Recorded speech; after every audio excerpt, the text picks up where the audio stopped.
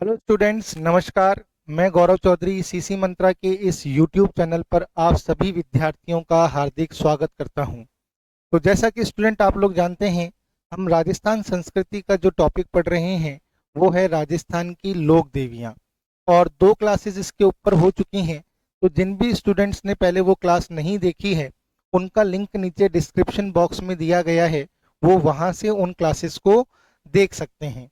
आज की क्लास के अंदर हम जो बात करेंगे वो करेंगे जोधपुर संभाग की लोक देवियों के बारे में और बांसवाड़ा संभाग की लोक देवियों के बारे में। और सारे ही इम्पोर्टेंट फैक्ट्स मैं आपके साथ कवर करूंगा। और यदि आपको इन क्लासेस का पीडीएफ नोट्स चाहिए तो आप हमारे सीसी मंत्रा के टेलीग्राम चैनल को ज्वाइन कर लीजिए। वहां से आपको ये पीडीएफ नोट्स जो हैं अवेलेबल हो जाएंगे। और यदि आपको टेस्ट सीरीज वगैरह परचेज करनी है तो आप गूगल प्ले स्टोर से हमारे सीसी मंत्रा के ऐप को डाउनलोड करके वहां से परचेज कर सकते हैं। तो देखिए, आज सबसे पहले जो हम बात करेंगे वो है जोधपुर संभाग की लोक देवियां। सबसे पहले किसकी बात करेंगे? जोधपुर संभाग की लोक देवियां।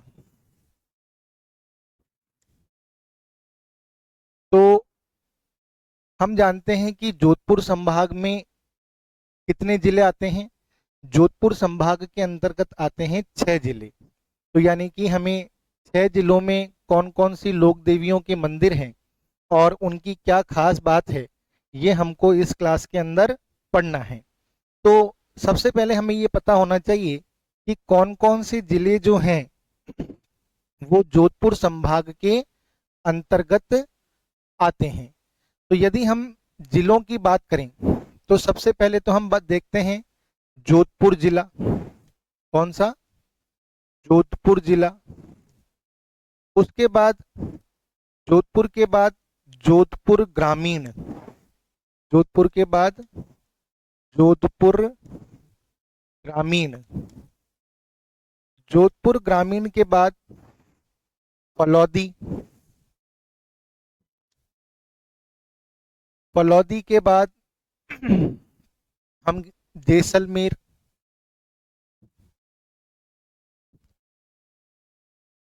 ठीक है। एक बाड़मेर। और बाड़मेर के बाद बालोतरा। तो ये 6 जिले जो हैं ये जोधपुर संभाग के अंतर्गत क्या किए गए हैं? शामिल किए गए हैं। और इन 6 जिले के अंदर कौन कौन सी लोक देवियां हैं और उनके क्या इंपॉर्टेंट फैक्ट्स हैं, इसके बारे में अपन इस क्लास के अंदर कवर करने वाले हैं। तो सबसे पहले जो हम बात करेंगे वो हम बात करेंगे जोधपुर के बारे में कि जोधपुर में कौन कौन सी जो लोक देवियां हैं उनके मंदिर हैं और उनसे रिलेटेड क्या इंपॉर्टेंट फैक्ट्स हैं। तो जोधपुर की यदि हम बात करें सबसे पहले, तो देखिए, जोधपुर के अंदर सबसे पहले हम बात करेंगे नागणेची माता। इसकी बात करेंगे नागणेची माता। और इनका जो मंदिर है ये कहाँ पर है? मेहरानगढ़ दुर्ग जोधपुर। कहाँ पर है? मेहरानगढ़ दुर्ग जोधपुर में जो है इनका मंदिर है।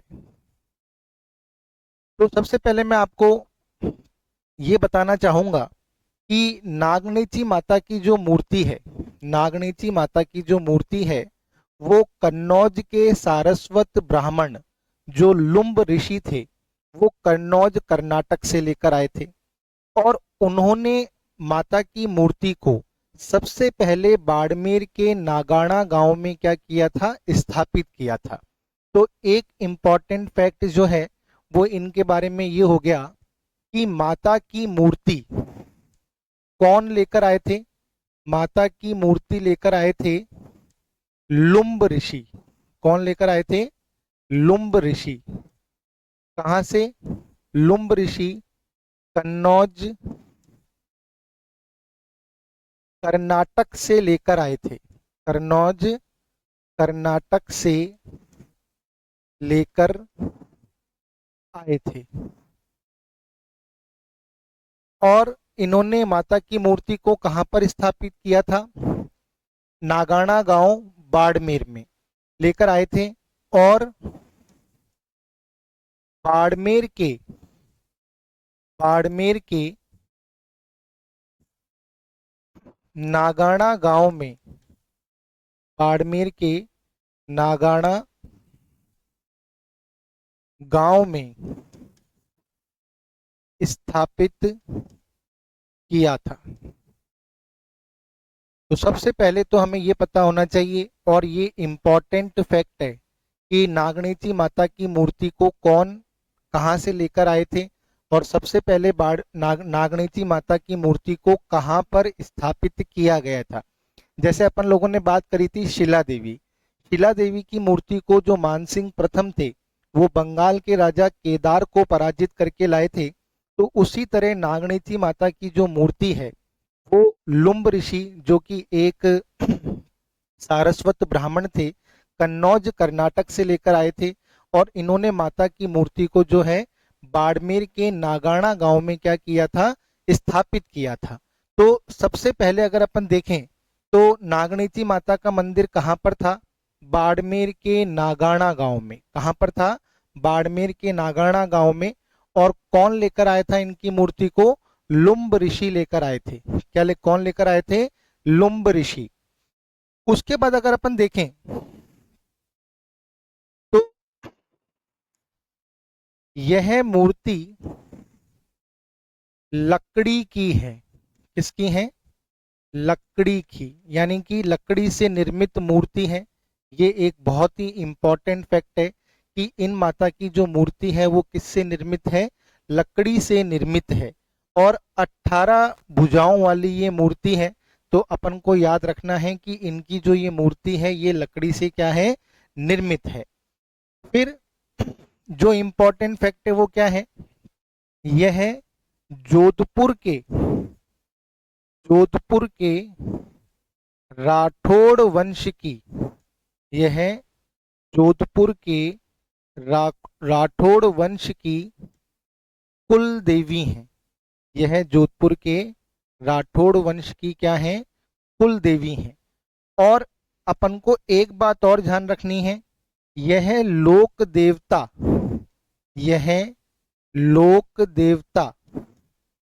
कल्लाजी राठौड़, जिन्हें अपन 4 हाथों वाले देवता कहते हैं, शेषनाग का अवतार कहते हैं, तो यह लोक देवता कल्लाजी राठौड़ की भी कुल देवी हैं। कल्लाजी राठौड़ की भी क्या है, कुल देवी हैं। तो ये 2 इंपॉर्टेंट फैक्ट और हो गए, कि एक तो सबसे इंपॉर्टेंट बात, इनकी मूर्ति किससे निर्मित है, लकड़ी से निर्मित है। और ये जोधपुर के राठौड़ वंश की क्या है, कुल देवी हैं।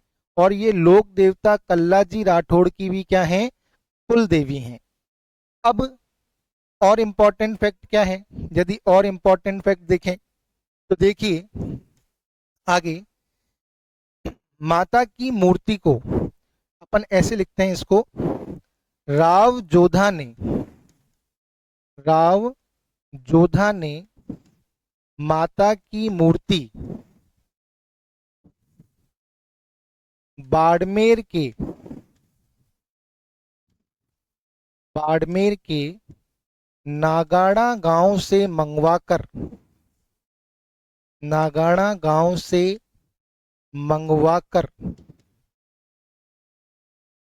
इनका मंदिर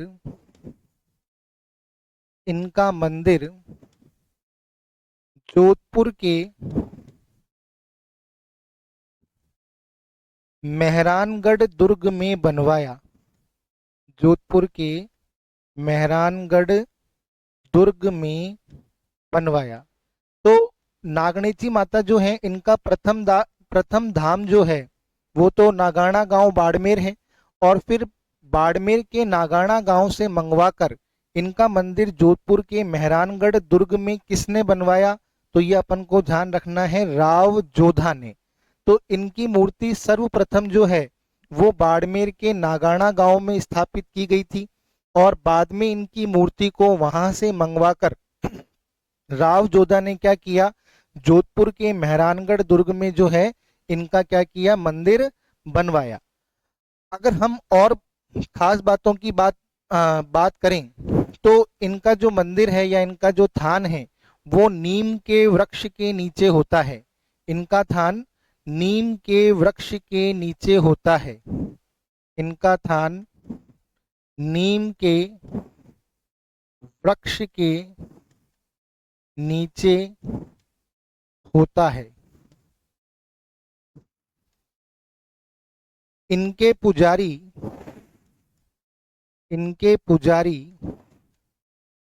राठौड़ होते हैं। इनके पुजारी क्या होते हैं? राठौड़ होते हैं, यानी कि ब्राह्मण नहीं होते, राठौड़ होते हैं, जिन्हें अपन नागणेचिया राठौड़ के नाम से भी जानते हैं। और एक सबसे इंपॉर्टेंट बात, इनका दूसरा रूप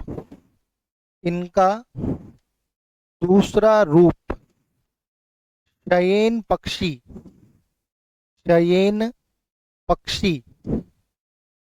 बाज को माना जाता है। बाज को माना जाता है। इसलिए जोधपुर, बीकानेर और किशनगढ़ की रियासतों के राष्ट्रीय ध्वज में शयेन पक्षी का चित्र जो है वो क्या किया जाता है? अंकित किया जाता है। तो नागणेची माता के बारे में आपको जो इम्पोर्टेंट फैक्ट याद रखने हैं वो क्या याद रखने हैं कि सबसे पहली बात कि नागणेची माता की जो मूर्ति है वो लुम्ब ऋषि जो है वो कन्नौज कर्नाटक से लेकर आए। कहाँ से लेकर आए? कन्नौज कर्नाटक से लेकर आए और बाड़मेर के नागाना गांव में उन्होंने उनकी मूर्ति को क्या किया? स्थापित किया। इनकी मूर्ति जो है किसकी है? लकड़ी की है, 18 भुजाओं वाली है। ये नागणेची माता जो है ये जोधपुर के राठौड़ वंश की क्या मानी जाती है? कुल देवी मानी जाती हैं। और ये लोक देवता कल्लाजी राठौड़ की भी क्या है? कुल देवी हैं। राव जोधा ने इनकी मूर्ति को नागाना गांव से मंगवाकर इनकी मूर्ति को कहां पर स्थापित करवाया? जोधपुर के मेहरानगढ़ दुर्ग में स्थापित करवाया। और इनका जो थान है वो कौन से वृक्ष के नीचे होता है? इनका थान नीम के वृक्ष के नीचे होता है। इनके पुजारी क्या होते हैं? राठौड़ होते हैं। इनके पुजारी क्या होते हैं? राठौड़ होते हैं, जिन्हें अपन नागणेचिया राठौड़ के नाम से भी जानते हैं। और इनका जो दूसरा रूप है वो शयेन पक्षी या बाज को माना जाता है। इसलिए जोधपुर, बीकानेर और किशनगढ़ की रियासतों के राष्ट्रीय ध्वज में शयेन पक्षी का चिन्ह क्या किया जाता है? अंकित किया जाता है। तो नागणेची माता जो है ये आप लोगों को समझ में आ गया होगा अच्छी तरीके से। अब हम बात करते हैं जोधपुर में दूसरी माता जो है वो है चामुंडा माता। कौन सी माता? चामुंडा माता। चामुंडा माता। इनका मंदिर भी कहां पर है? मेहरानगढ़ दुर्ग। इनका मंदिर भी मेहरानगढ़ दुर्ग जोधपुर में है। इनका मंदिर भी मेहरानगढ़ दुर्ग जोधपुर में है। अब इनके बारे में सबसे पहले अपन को ये जानना है कि इनका जो पहले मंदिर था वो कहां पर था? चामुंडा गांव जोधपुर। चामुंडा गांव जोधपुर में इनका मंदिर था। और कहते हैं कि माता की जो मूर्ति है, चामुंडा माता की जो मूर्ति है ये चट्टान से स्वतः प्रकट हुई थी। तो चामुंडा माता का जो प्रथम मंदिर था वो चामुंडा गांव जोधपुर के अंदर था। और ऐसा माना जाता है कि इनकी मूर्ति जो है वो चट्टान से क्या हुई थी? स्वतः प्रकट हुई थी। लेकिन बाद में क्या हुआ? राव चूड़ा ने जो है इनका मंदिर कहां पर बनाया? राव चूड़ा ने इनका मंदिर बनाया मंडौर में। यानी कि राव चूड़ा ने इनका मंदिर कहां पर बना दिया? मंडौर में। ठीक है। फिर बाद में राव जोधा ने क्या किया? इनका मंदिर बनवाया मेहरानगढ़ दुर्ग में। राव जोधा ने इनका मंदिर कहाँ बनवाया? मेहरानगढ़ दुर्ग में। तो ये हमारे लिए इंपॉर्टेंट फैक्ट हो गया कि सबसे पहले इनका मंदिर कहाँ पर था? चामुंडा गांव जोधपुर में था। उसके बाद राव चूड़ा ने क्या किया था? राव चूड़ा ने शादी किससे की थी? रावचूडन ने शादी की थी परिहार राजा उगमजी की पौत्री से, उन्होंने विवाह किया था। उन्हें मंडौर दुर्ग जो है दहेज में प्राप्त हुआ था। तो रावचोड़ा ने क्या किया, माता की मूर्ति को मंडौर दुर्ग में स्थापित कराकर वहां पर इनका मंदिर बनवाया। फिर बाद में राव जोधा ने इनकी मूर्ति को मंडौर दुर्ग से मंगवाकर इनका मंदिर कहां पर बनवाया, मेहरानगढ़ दुर्ग में बनवाया। तो एक तो हमको ये पता हो गया, सबसे पहले चामुंडा गांव में इनका मंदिर था, यानी कि इनकी मूर्ति थी। उसके बाद इनकी मूर्ति कहां पर आ गई, मंडौर में आ गई। और मंडौर के बाद इनकी मूर्ति कहां पर आ गई, मेहरानगढ़ दुर्ग में आ गई। तो वर्तमान में इनकी जो मूर्ति है, इनका जो मंदिर है, वो कहां पर है, मेहरानगढ़ दुर्ग के अंदर है। तो एक बात तो अपन को ये पता लग गई। फिर चामुंडा माता जो है, चामुंडा माता जो है, ये प्रतिहार या परिहारों की शाखा, एक शाखा होती है उनकी, इंदा वंश की कुल देवी है। यह है प्रतिहार या परिहारों की शाखा, इंदा वंश की, इंदा वंश की क्या है, कुल देवी हैं। क्या है, कुल देवी हैं।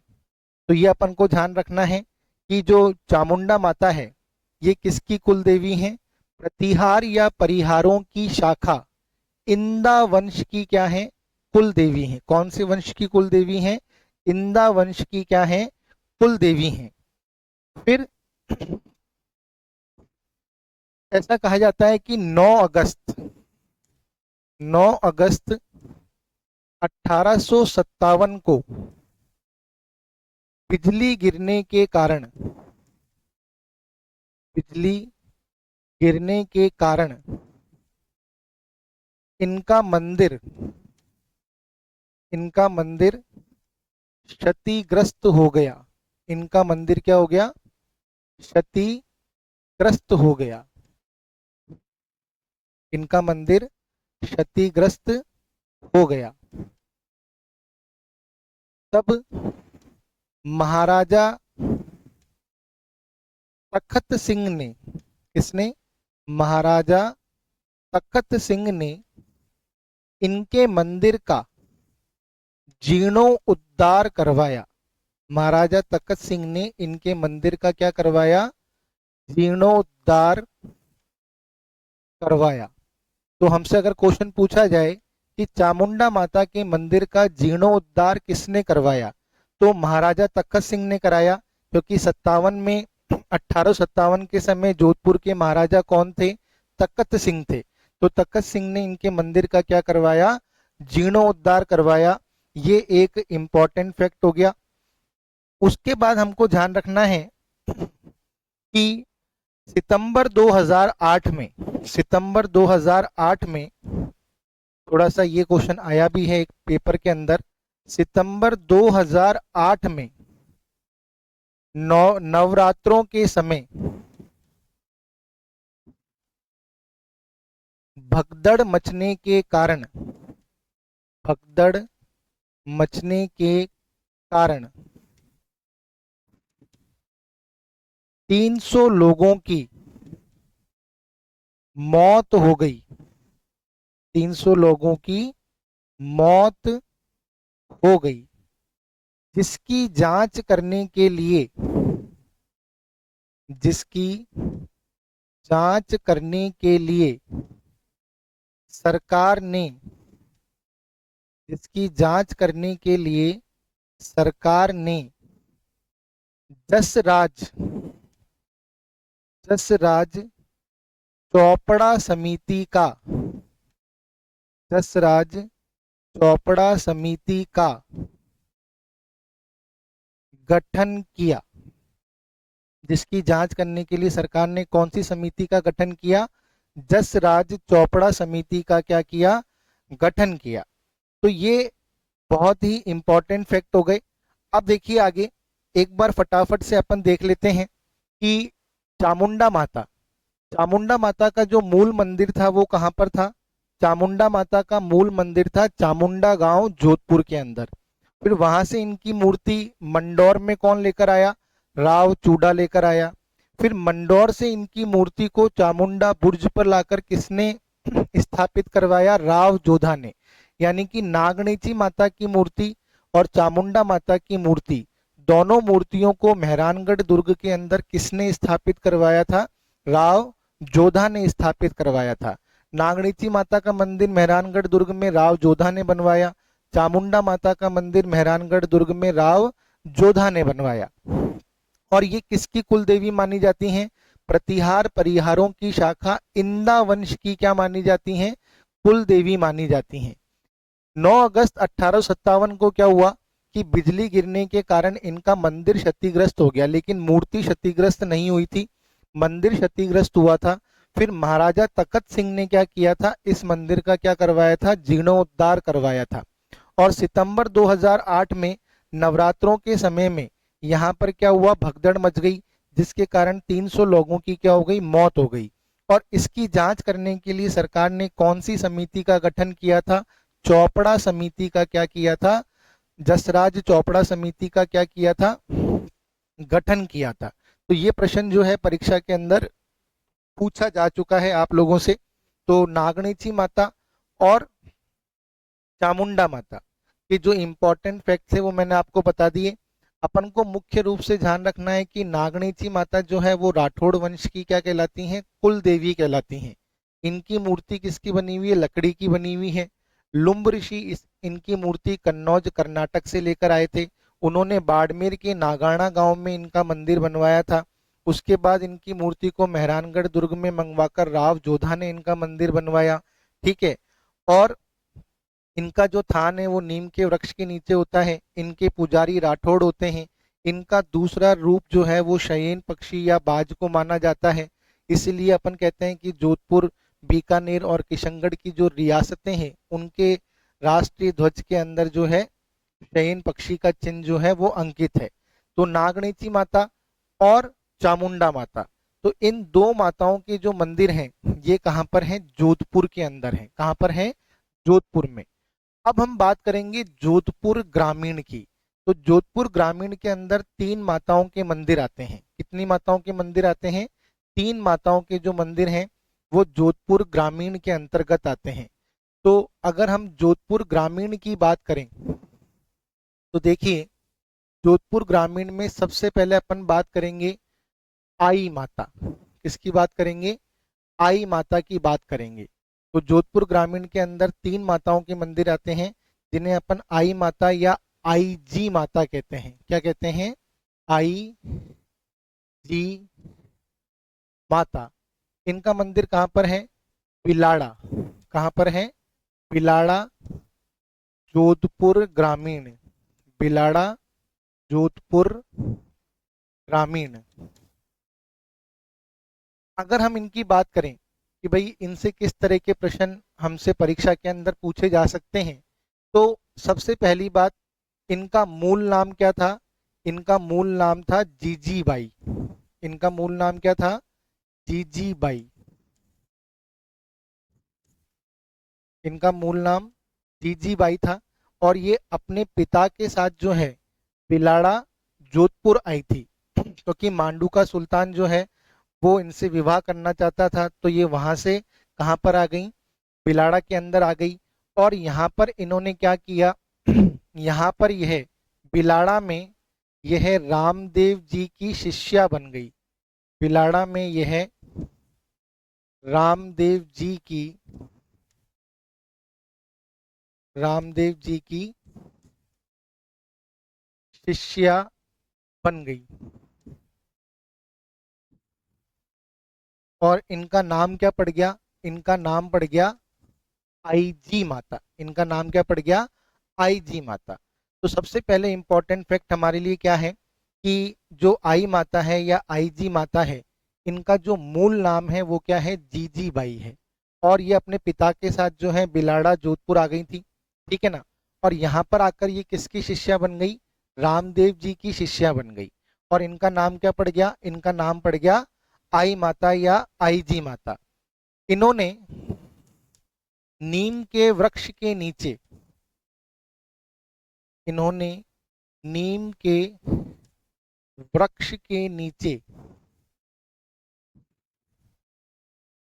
अखंड ज्योत की स्थापना कर, अखंड ज्योत की स्थापना कर अपना पंथ चलाया, अपना पंथ चलाया। तो ये एक इम्पॉर्टेंट है। अब इनके पंथ का नाम क्या था? इनके पंथ का नाम था आई पंथ। क्या था? आई पंथ। यानी कि जो आई माता हैं या आई जी माता हैं, इन्होंने क्या किया, सबसे पहले ये अपने, इनका मूल नाम जो था, बचपन का नाम था वो जीजी बाई था। ये अपने पिता के साथ जो है बिलाड़ा जोधपुर ग्रामीण में आ गई और यहाँ पर आकर ये क्या बन गई? रामदेव जी की शिष्या बन गई। और नीम के वृक्ष के नीचे इन्होंने क्या किया? अखंड ज्योत की स्थापना कर अपना पंथ चलाया। तो इनके पंथ का जो नाम था वो क्या था? आई पंथ। क्या था? आई पंथ। तो जो आई पंथी होते हैं वो 11 नियमों को मानते हैं। आई पंथी क्या करते हैं? आई पंथी 11 नियमों को मानते हैं। यह सूत के धागे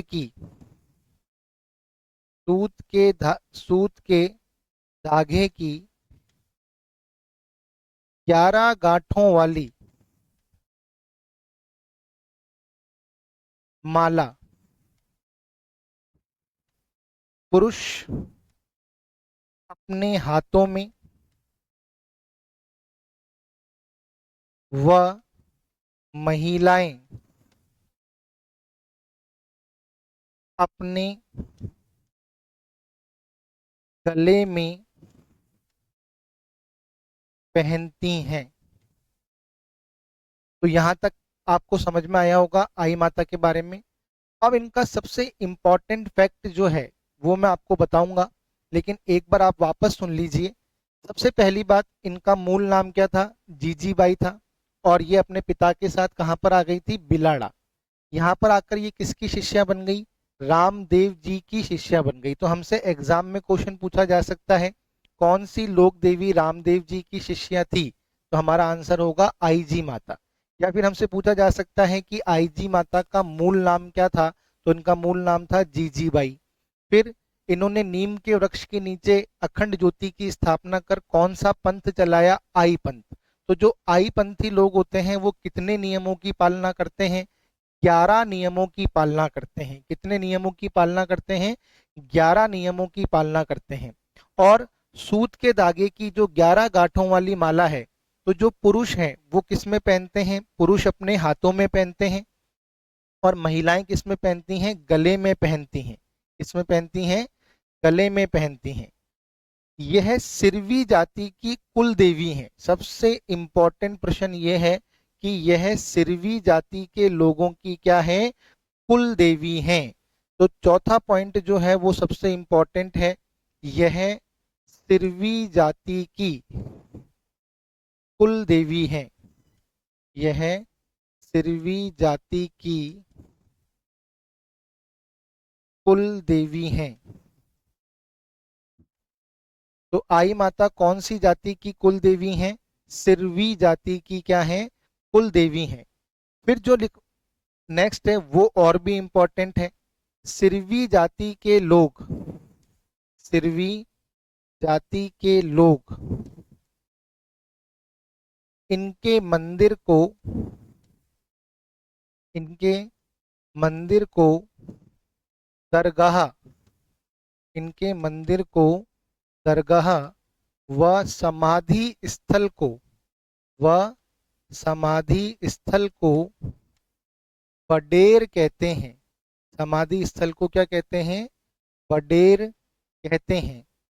इनके मंदिर में, इनके मंदिर में गुर्जर जाति का प्रवेश, इनके मंदिर में गुर्जर जाति का प्रवेश निषेध है, यानी कि गुर्जर जाति के लोग इनके मंदिर में नहीं जा सकते। गुर्जर जाति का प्रवेश क्या है? निषेध है। तो ये तीनों इंपॉर्टेंट फैक्ट हैं कि ये कौन सी जाति की कुल देवी हैं? सिरवी जाति की कुल देवी हैं। सिरवी जाति के जो लोग हैं वो इनके मंदिर को क्या कहते हैं? दरगाह कहते हैं। और इनके समाधि स्थल को क्या कहते हैं? बडेर कहते हैं। ये क्वेश्चन एग्जाम में आ भी चुका है कि सिरवी जाति की कुल देवी कौन सी हैं? तो आई जी माता। और इनके मंदिर को क्या कहा जाता है? दरगाह। इनके समाधि स्थल को क्या कहा जाता है? बडेर। और कौन सी गुर्जर जाति के लोगों का प्रवेश कौन से मंदिर में क्या है? निषेध है। तो आई जी माता के मंदिर में गुर्जर जाति का प्रवेश क्या है? निषेध है। और लास्ट और इम्पोर्टेंट फैक्ट, बहुत ही इंपॉर्टेंट फैक्ट है वो भी, इनके मंदिर में मूर्ति की जगह है। इनके मंदिर में मूर्ति की जगह है एक जलता हुआ दीपक है। एक जलता हुआ दीपक है जिससे जिससे केसर टपकती है। जिससे केसर टपकती है,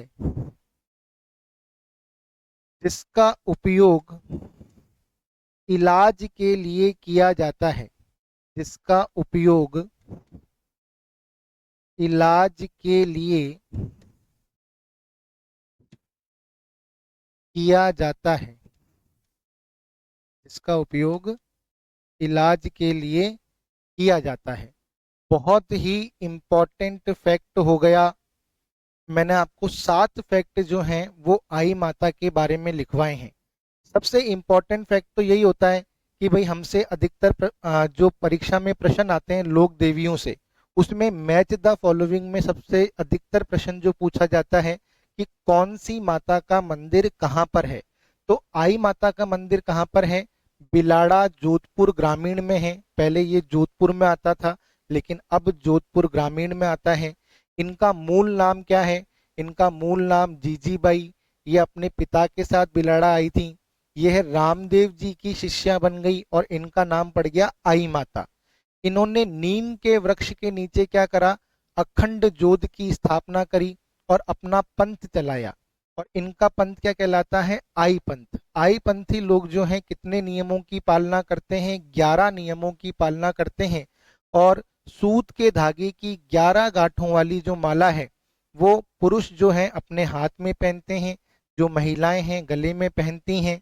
ये सिरवी जाति के लोगों की क्या है? कुल देवी हैं।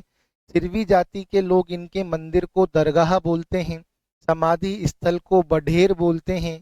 गुर्जर जाति का इनके मंदिर में प्रवेश निषेध है। और इनके मंदिर में मूर्ति की जगह क्या है? जलता हुआ दीपक, जिससे केसर टपकती है।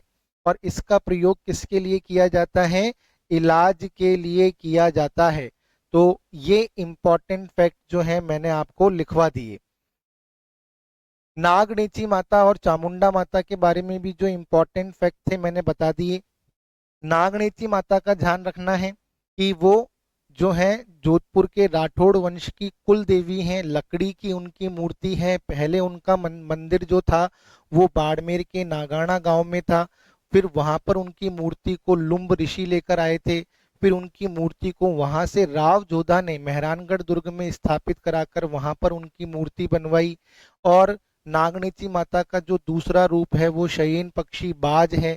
इसलिए जोधपुर रियासत, बीकानेर रियासत और किशनगढ़ रियासत के राष्ट्रीय ध्वज में शयन पक्षी का चिन्ह जो है अंकित है।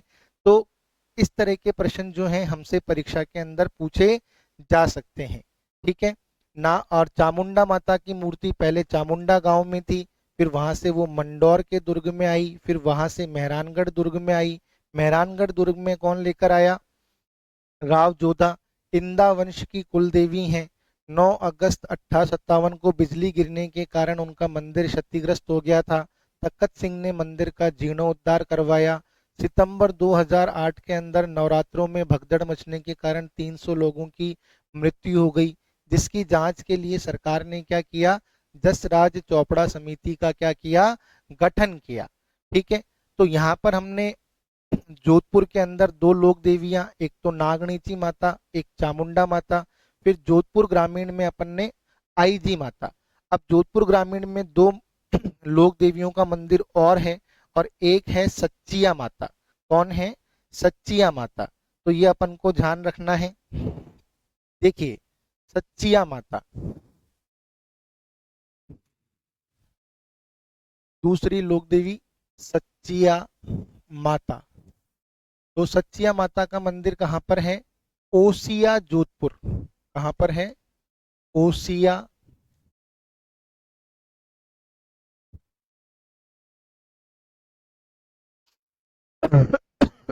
सच्चिया माता का जो मंदिर है वो कहाँ पर है, ओसिया जोधपुर ग्रामीण, यहाँ पर इनका मंदिर है। ठीक है, अब सबसे इंपॉर्टेंट फैक्ट जो इनके बारे में ध्यान रखना है वो ये है कि यह ओसवाल जाति, यह ओसवाल जाति, जिसे अपन कह सकते हैं श्वेतांबर जैन। श्वेतांबर जैन दो तरीके के होते हैं, श्वेतांबर और दिगंबर। तो श्वेतांबर जैन की कुल देवी हैं, श्वेतांबर जैन की क्या है, कुल देवी हैं। नागणीची माता राठौड़ वंश की कुल देवी हैं। चामुंडा माता इंदा वंश की कुल देवी हैं। आई माता सिरवी जाति की कुल देवी हैं। सच्चिया माता ओसवाल जाति यानी कि श्वेतांबर जैन की क्या है, कुल देवी हैं। इन्हें सांप्रदायिक सद्भाव की देवी भी कहा जाता है। इन्हें सांप्रदायिक सद्भाव की देवी भी कहा जाता है। इनका मंदिर, इनका मंदिर परमार शासक, इनका मंदिर परमार शासक उपल देव ने, ये क्वेश्चन एग्जाम में पूछा हुआ है। इनका मंदिर परमार शासक उपल देव ने 9वीं शताब्दी में बनवाया। 9वीं शताब्दी में बनवाया। इनका मंदिर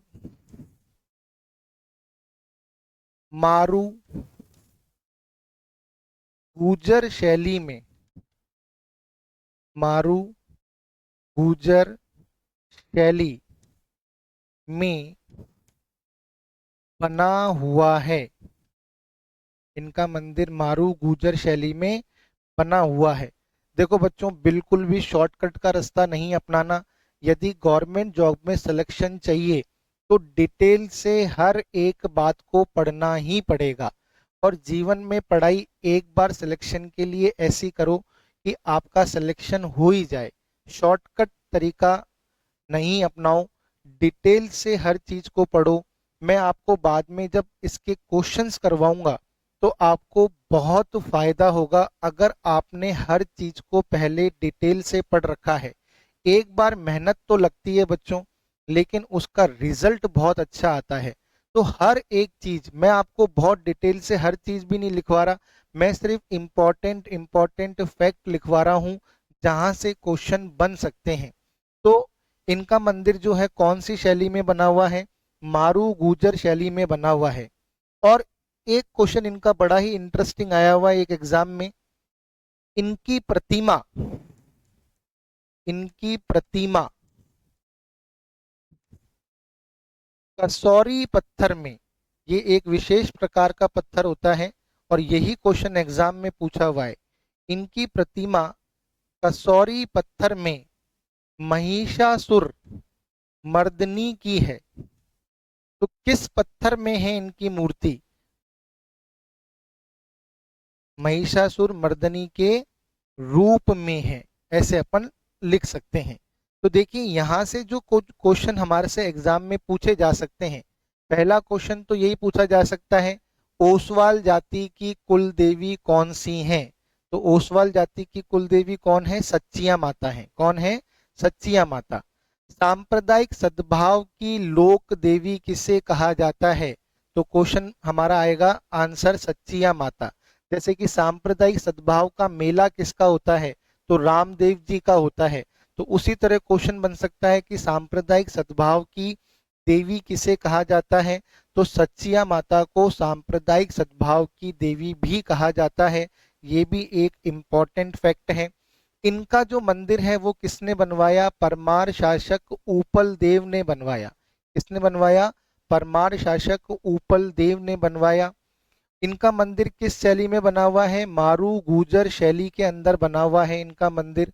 और इनकी जो प्रतिमा है वो कौन से पत्थर में है? किस पत्थर की है? कसौरी पत्थर। ये एक एग्जाम में पूछा हुआ प्रश्न है। अब आप देखिए कि क्वेश्चन का स्टैंडर्ड आप खुद देखिए कि कहां कहां से क्वेश्चन जो है एग्जाम के अंतर्गत पूछे जा सकते हैं। तो यहां से अगर हम देखें तो 5 क्वेश्चन हमारे लिए बन गए कि ओसवाल जाति की कुल देवी कौन सी है? सच्चिया माता है। सांप्रदायिक सद्भाव की देवी किसे कहते हैं? सच्चिया माता को कहते हैं।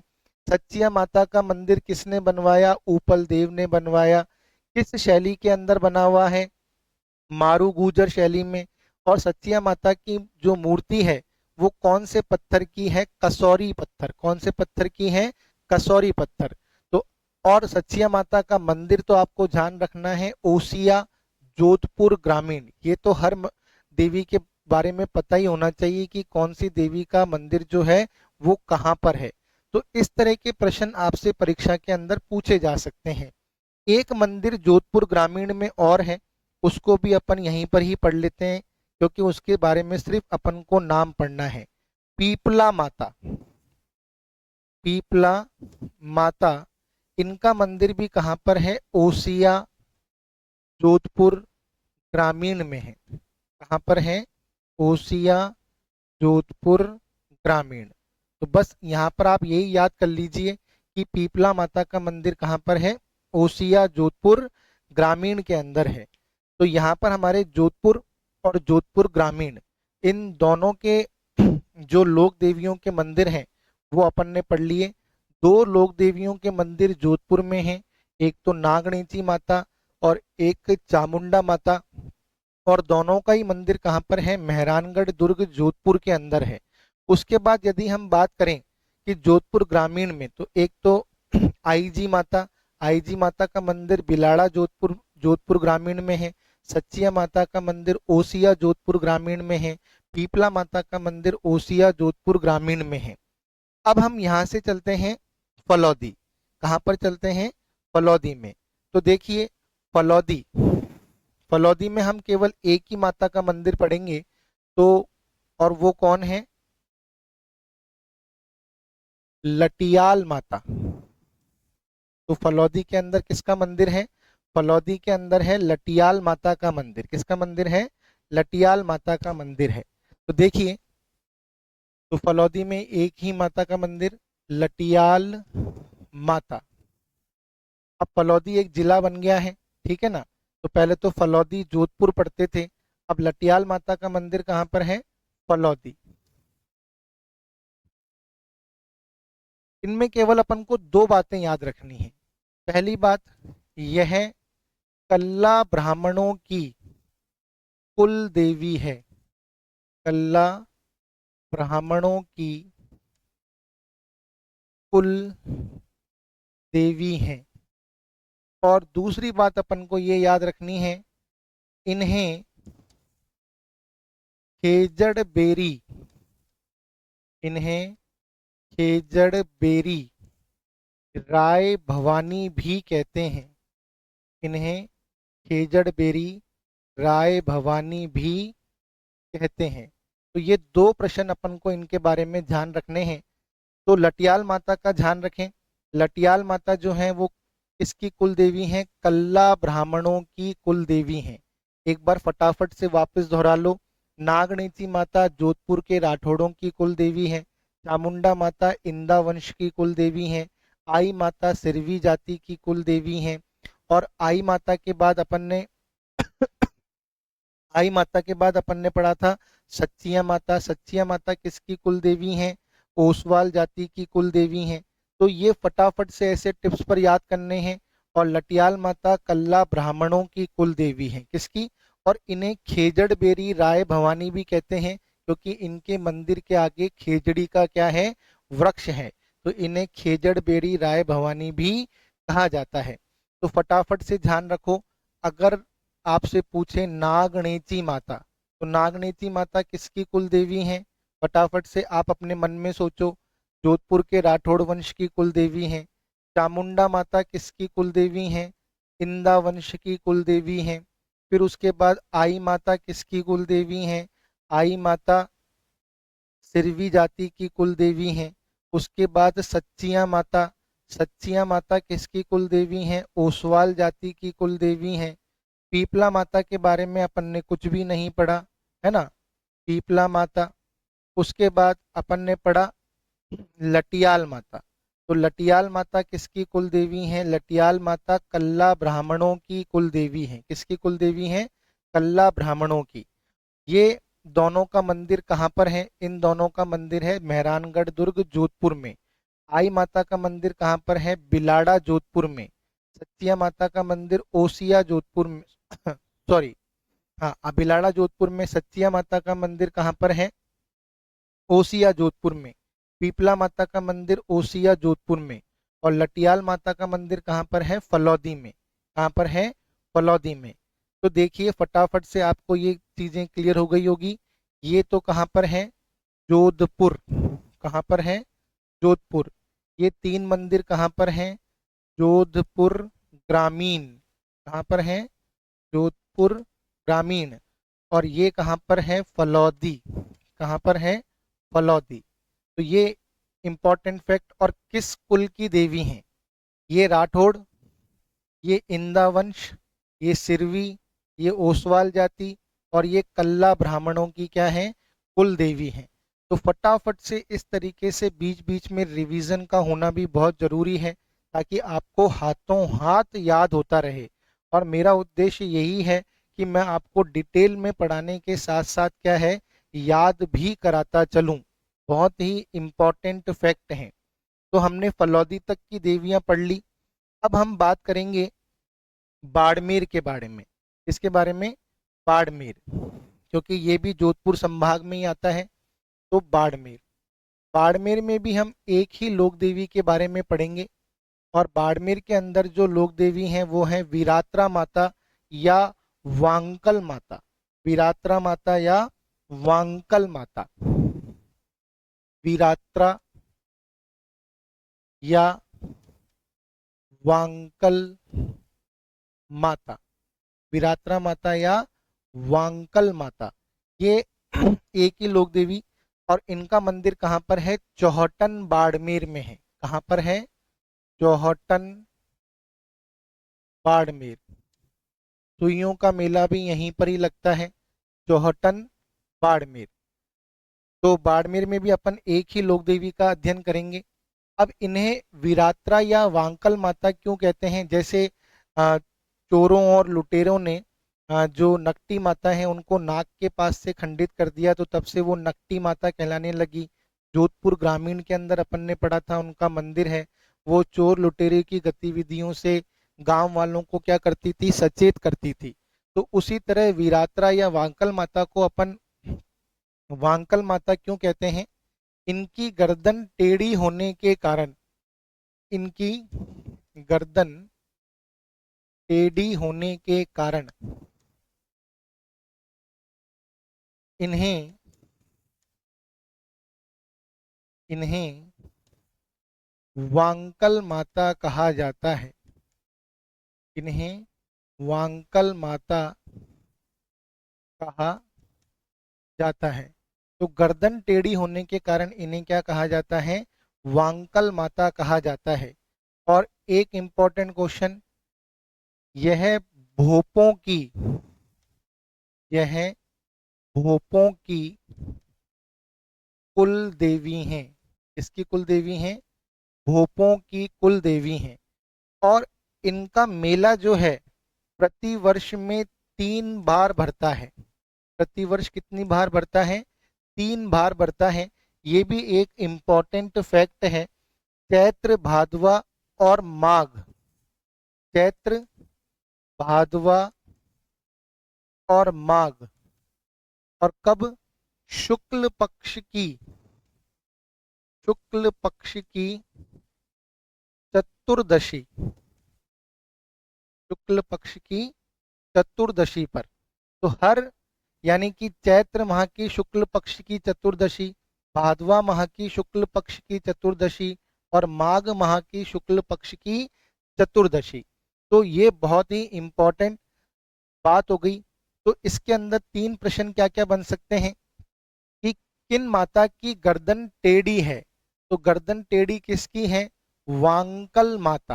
किसकी? वांकल माता। भोपों की कुल देवी किसे कहते हैं? वीरात्रा या वांकल माता।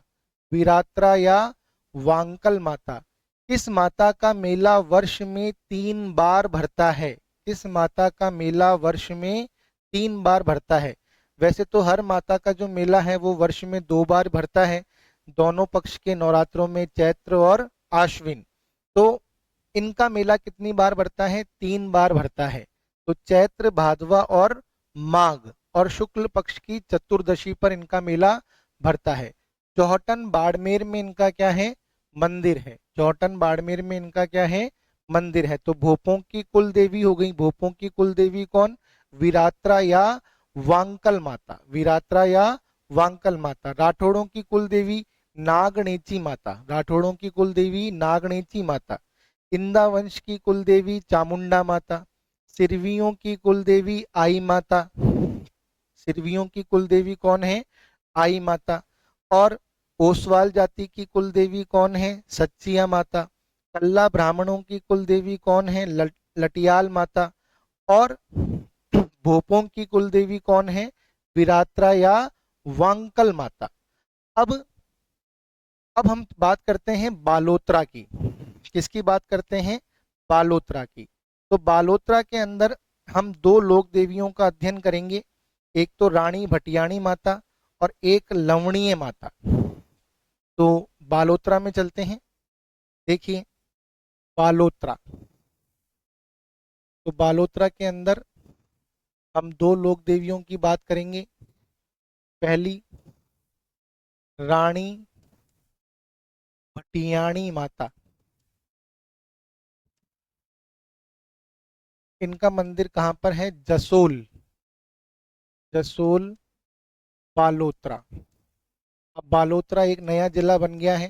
पहले बालोत्रा जो है किस में आता था? बाड़मेर के अंदर आता था। और एक लवणीय माता, लवणीय माता पचपद्रा, पचपद्रा बालोत्रा। ठीक है ना? पचपद्रा जो है खारे पानी की झील भी है ना? तो ये भी अपन को ध्यान रखना है। नेक्स्ट, रानी भटियाणी माता। इनके बारे में 2 फैक्ट याद रखने हैं। इन्हें भुआसा के नाम से जाना जाता है। इन्हें किस नाम से जाना जाता है? इन्हें भुआसा के नाम से जाना जाता है।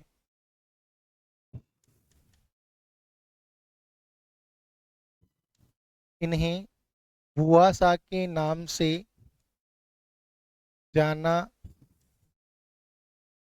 जाता है। और इनका मंदिर धोली जाति की आस्था का केंद्र है। इनका मंदिर धोली जाति की आस्था का केंद्र है। और इनके बारे में केवल एक बात याद रखनी है, इन्हें सांभर माता के नाम से भी जाना जाता है। वैसे तो सांभर माता का जो मंदिर है शाकंभरी माता, सांभर, जयपुर, और इन्हें सांभर माता के नाम से भी जाना जाता है। तो जैसे दीदी जी के नाम से किसे जाना जाता है ना, तो जिनका मूल नाम जीजी बाई था, सॉरी जिनका मूल नाम जीजी बाई था, तो जीजी बाई किसका मूल नाम था, तो अपन को याद रखना है आई माता का। आई माता का मूल नाम क्या था, जीजी बाई था। उसी तरह हमसे ये पूछा जा सकता है कि भुआ शाह के नाम से किस लोक देवी को जाना जाता है, तो रानी भटियाणी माता को। रानी भटियाणी माता को जो है इसके नाम से जाना जाता है, भुआ शाह के नाम से जाना जाता है। और इनका मंदिर जो है वो ढोली जाति की आस्था का क्या है, केंद्र है।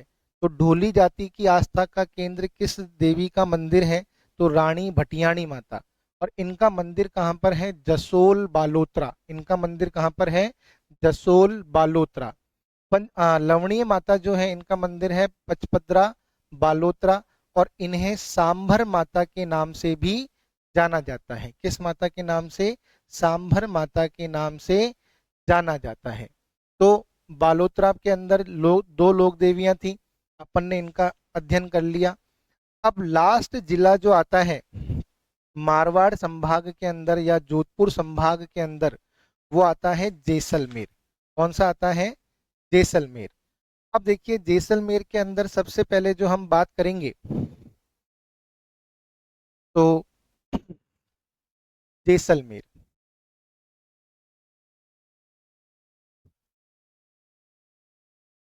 इनमें सबसे इंपॉर्टेंट है स्वांगिया माता।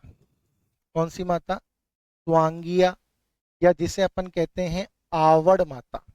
जिसे अपन क्या कहते हैं, आवड़ माता, स्वांगिया माता या आवड़ माता।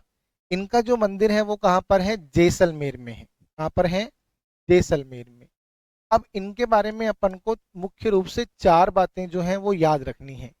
एक तो जैसलमेर के भाटी वंश की कुल देवी, जैसलमेर के भाटी वंश की, जैसलमेर के भाटी वंश की क्या है, कुल देवी हैं। जैसलमेर के भाटी वंश की कुल देवी, ठीक है।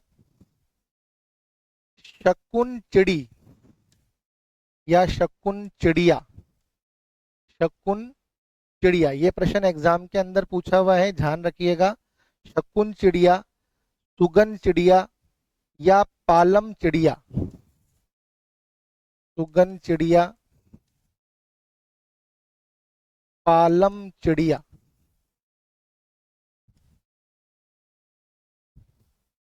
इनका रूप माना जाता है, इनका, ये प्रश्न आया हुआ है एग्जाम में, इनका रूप माना जाता है। लेकिन ध्यान रखिएगा शयन, शयन पक्षी और बाज की अगर बात की जाए तो वो नागणेची माता।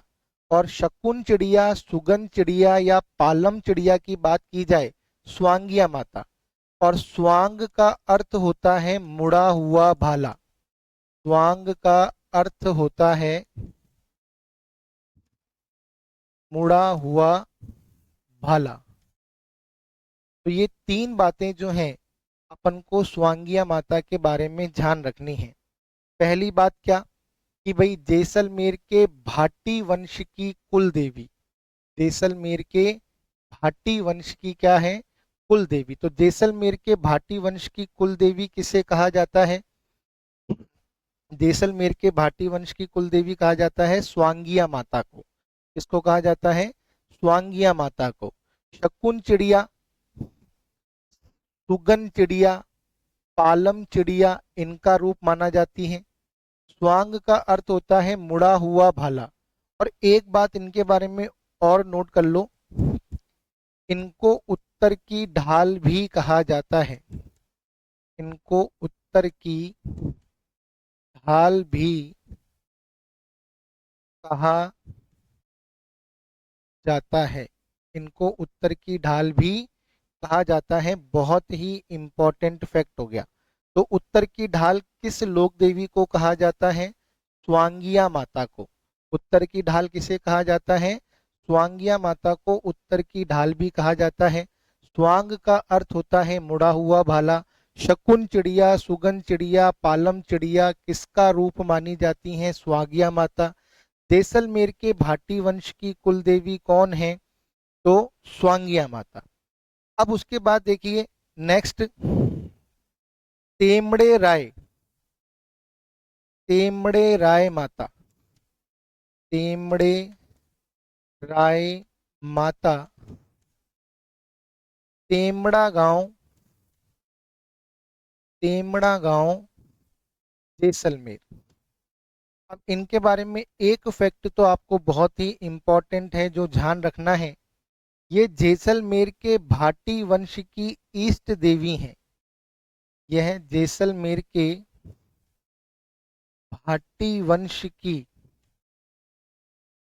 ईष्ट देवी, जैसे जयपुर के कछवाहा की ईष्ट देवी क्या है? जयपुर के कछवाहों की ईष्ट देवी है शिला देवी, है ना। कुल देवी कौन है? जमुआय माता। खंगारोद के शासकों की कुल देवी कौन है? ज्वाला माता, है ना। अपन बात करें जोधपुर के राठौड़ों की कुल देवी कौन है? नागणेची माता। जोधपुर के राठौड़ों की ईष्ट देवी अभी अपन पढ़ेंगे करणी माता।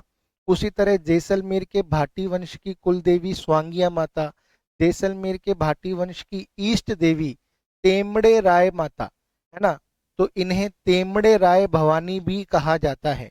इन्हें क्या कहा जाता है? इन्हें तेमड़ा ताई या तेमड़े राय भवानी भी कहा जाता है। तो अपन यहाँ पे लिख लेते हैं, इन्हें तेमड़ा ताई भी कहा जाता है।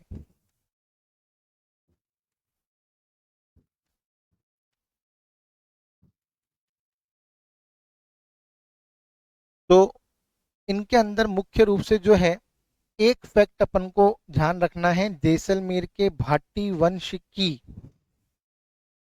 ईष्ट देवी, ईष्ट देवी है। ये इंपॉर्टेंट क्वेश्चन है। जैसलमेर के भाटी वंश की क्या है? ईष्ट देवी हैं। और इन्हें क्या कहा जाता है? तेमड़ा ताई। क्या कहा जाता है? तेमड़ा ताई।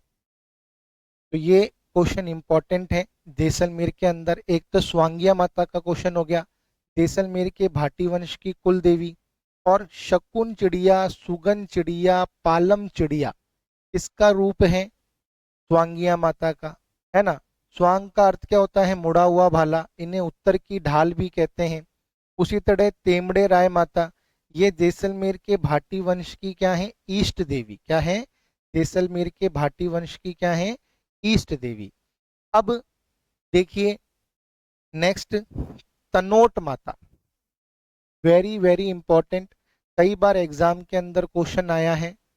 तनोट माता, तनोट माता कहाँ पर? तनोट जैसलमेर, तनोट जैसलमेर।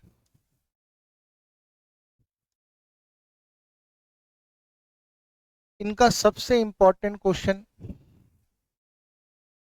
सैनिकों की देवी, सैनिकों की देवी। नेक्स्ट, थार की वैष्णो देवी, थार की वैष्णो देवी। और रुमाल वाली देवी कहते हैं, रुमाल वाली देवी कहते हैं।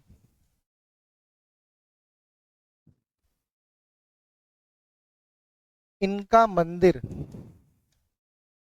सेना के अधीन है, यानी कि उसका प्रबंध और प्रशासन किसके अधीन है? सेना के अधीन है। पुजारी बीएसएफ के जवान, यानी कि बॉर्डर सिक्योरिटी फोर्स के जवान होते हैं। पुजारी बीएसएफ के जवान होते हैं। और 1965 की जीत का विजय स्तंभ बना हुआ है।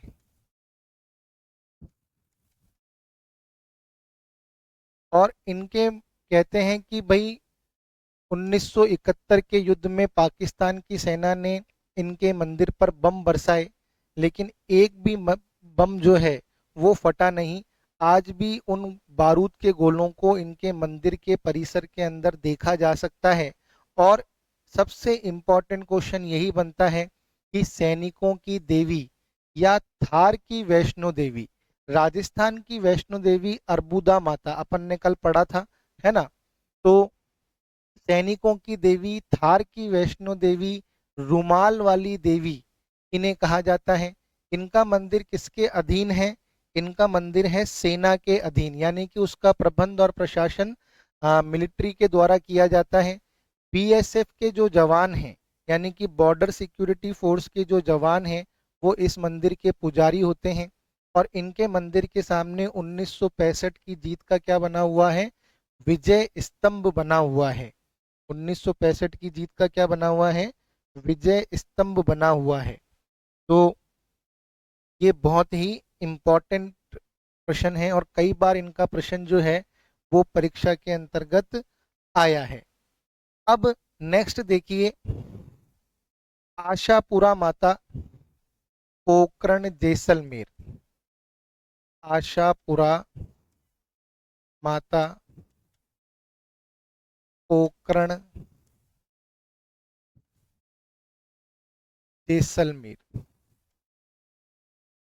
तो सबसे पहले तो अपन को इनमें ये याद रखना है, इनकी मूर्ति, इनकी मूर्ति गुजरात के कच्छ से, गुजरात के कच्छ से लूण भाणजी लेकर आए, लूण भाणजी लेकर आए। जैसे नागणेती माता की मूर्ति को लुम्ब ऋषि लेकर आए, है ना, शिला देवी की मूर्ति को मानसिंह प्रथम लेकर आए, उसी तरह आशापुरा माता की जो मूर्ति है वो गुजरात के कच्छ से कौन लेकर आया? लूण भाणजी लेकर आए।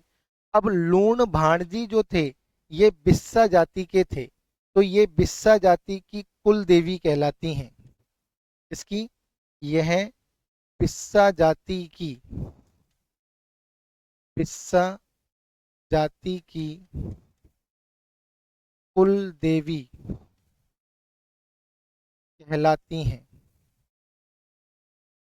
तो बिस्सा जाति की कुल देवी कौन है? आशापुरा माता। बिस्सा जाति की कुल देवी कौन है? आशापुरा माता। इसके अलावा अपन को ध्यान रखना है, यह भंडारियों व जाडेजों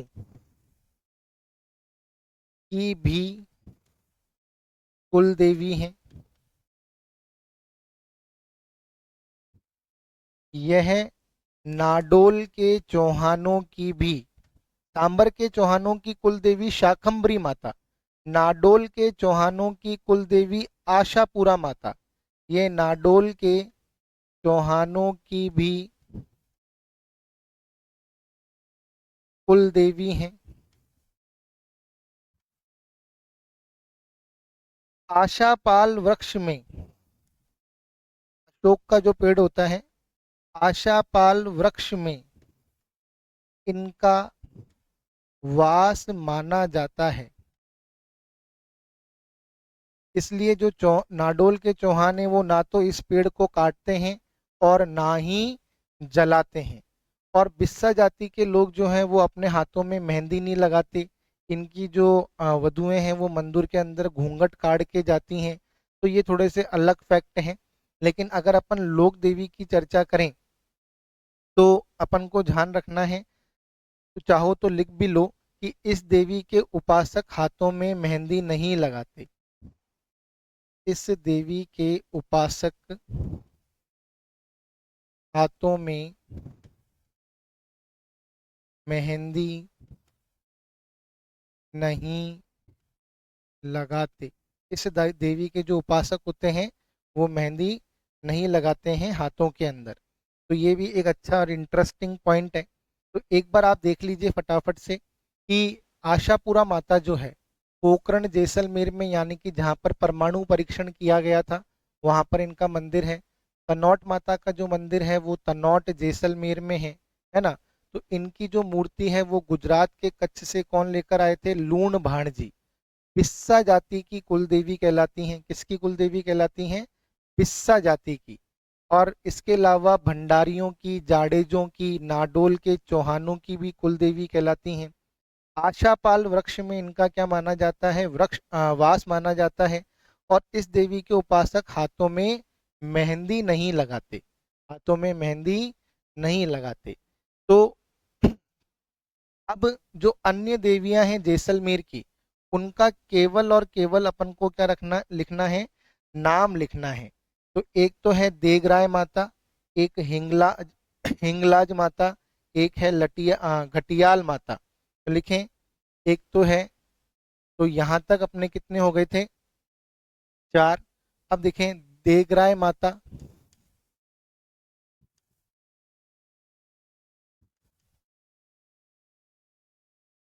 हिंगलाज माता,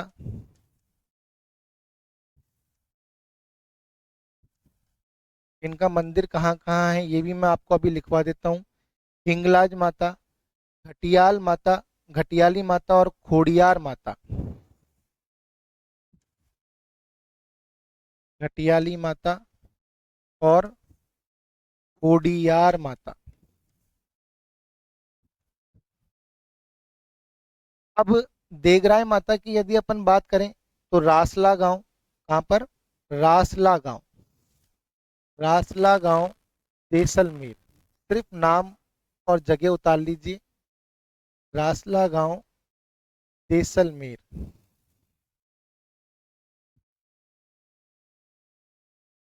हिंगलाज माता, लोद्रवा, जैसलमेर, लोद्रवा, जैसलमेर। ठीक है। घटियाल माता की यदि अपन बात करेंगे, घटियाली माता की, तो तनोट, जैसलमेर, यानी कि तनोट के पास ही है इनका मंदिर, तनोट के पास, जैसलमेर। और यदि हम बात करेंगे खोडियार माता, तो इनका मंदिर है खोडाल, लोंगीवाला, जैसलमेर। खोडार, लोंगीवाला, ये चेक पोस्ट है, लोंगीवाला, जैसलमेर। इनके केवल अपन को जगह पता होनी चाहिए। तो कभी कभार मैच द फॉलोइंग के अंदर पूछ लेते हैं, तो अपन को ध्यान रखना है। देगराय माता, हिंगलाज माता, घटियाली माता, खोडियार माता, ये भी कहाँ पर है? जैसलमेर में। 4 मुख्य हैं और 4 के मैंने केवल आपको नाम लिखाए हैं। मुख्य कौन कौन सी हैं? स्वांगिया माता, तेमड़ा माता, तनोट माता, और एक अपन ने लास्ट में पढ़ी आशापुरा माता। कौन सी? आशापुरा माता। तो ये 4 तो मुख्य हैं जिनमें से अधिकतर प्रश्न बन जाता है जैसलमेर के अंदर। और ये जो है 4, इनके केवल नाम और जगह मैंने आपको लिखवा दी। ठीक है। अब अपन पढ़ते हैं बांसवाड़ा संभाग की लोक देवियां। कौन से संभाग की? बांसवाड़ा संभाग की लोक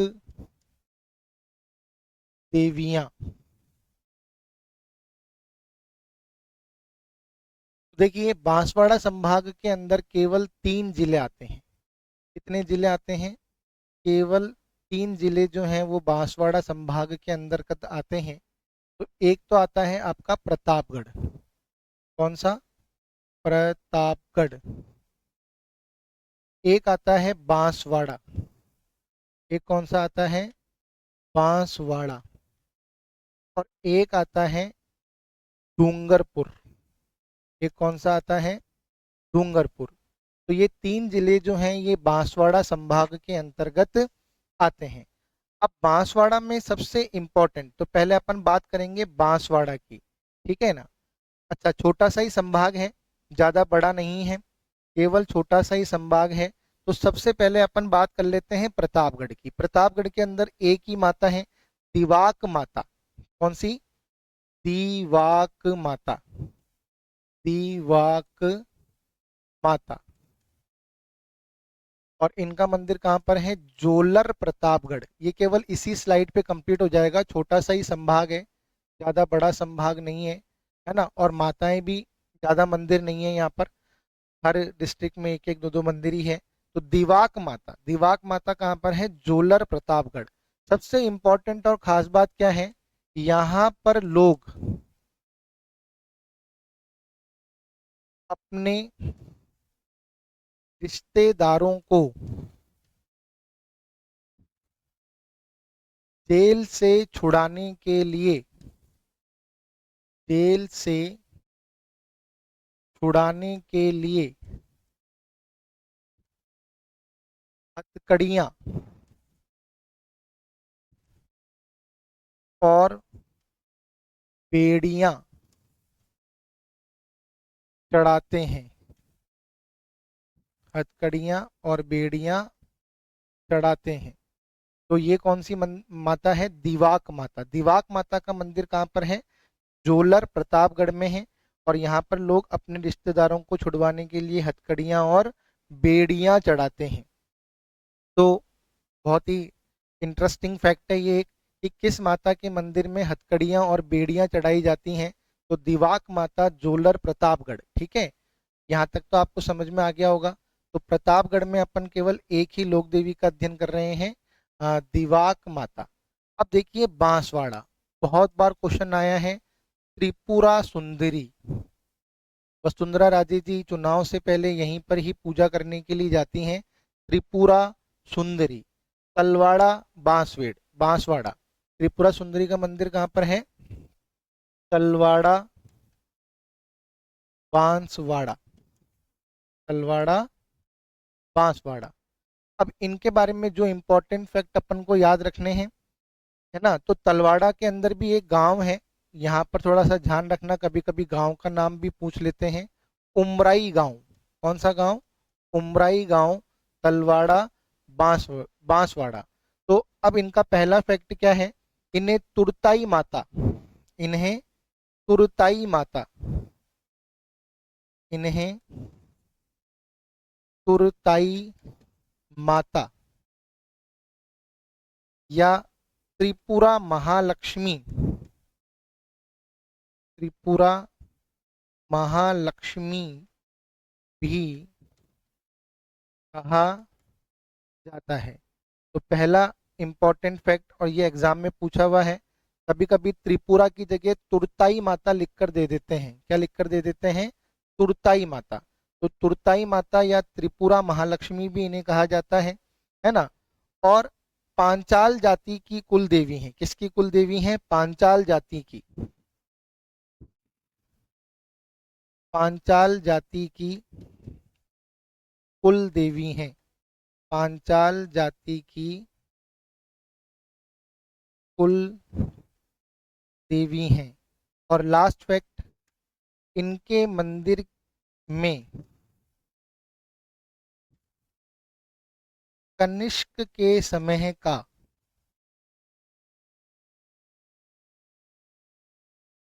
शिवलिंग है।